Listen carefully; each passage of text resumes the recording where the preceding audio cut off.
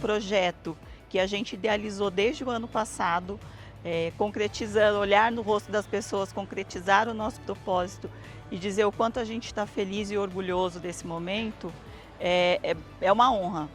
Quando a gente chegou aqui, uma das primeiras coisas que a gente viu foi uma frase escrita na parede falando de transformação, né? E a frase ela dava conta de transformar madeiras em obras de arte.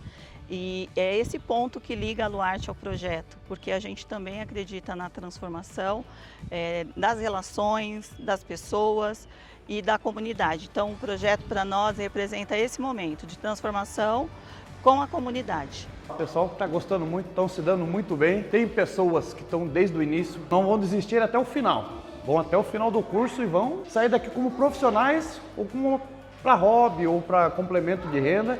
Cada um tem um motivo aqui, o pessoal está bem contente com o curso. E está sendo uma oportunidade para as pessoas poderem aprender uma nova profissão e modificar, né, um pouco a perspectiva de trabalho, do mercado de trabalho, para se posicionar de uma forma diferente, poder ter mais oportunidades.